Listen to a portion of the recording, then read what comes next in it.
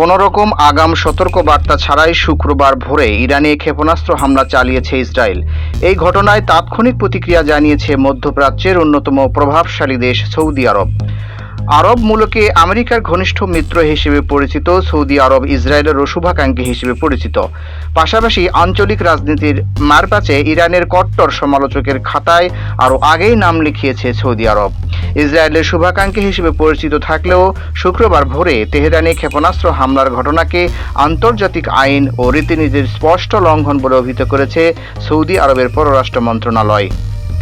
Israeli আগ্রাসন অবিলম্বে বন্ধ করার ক্ষেত্রে আন্তর্জাতিক সম্প্রদায় এবং জাতিসংঘের নিরাপত্তা পরিষদের একটি মহান দায়িত্ব রয়েছে উল্লেখ করে সৌদি আরবের পররাষ্ট্র মন্ত্রণালয় জানায়, রিয়াদ এই জঘন্য হামলার নিন্দা করছে।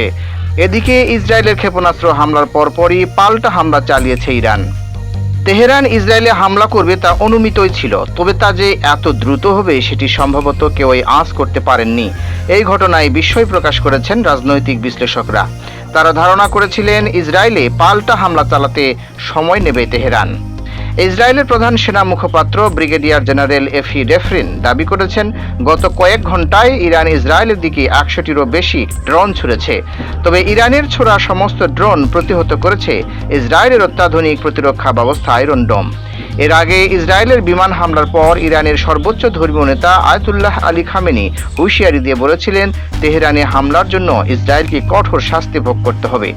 খামেনি আরও বলেন, আমাদের দেশে হামলা চালানোর জন্য ইসরায়েল তার হাত রক্তাক্ত করেছে।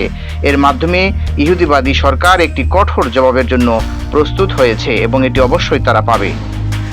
এর আগে শুক্রবার ভোরে ইরানের রাজধানীতে বিমান হামলা চালায় ইসরায়েল। ইরানের রাষ্ট্রীয় টেলিভিশন জানায়, তেহরানে ইসলামিক রেভলিউশনারি গার্ডের সদর দপ্তর সহ দেশটির পারমাণবিক গুরুত্বপূর্ণ স্থাপনায় হামলা হয়েছে।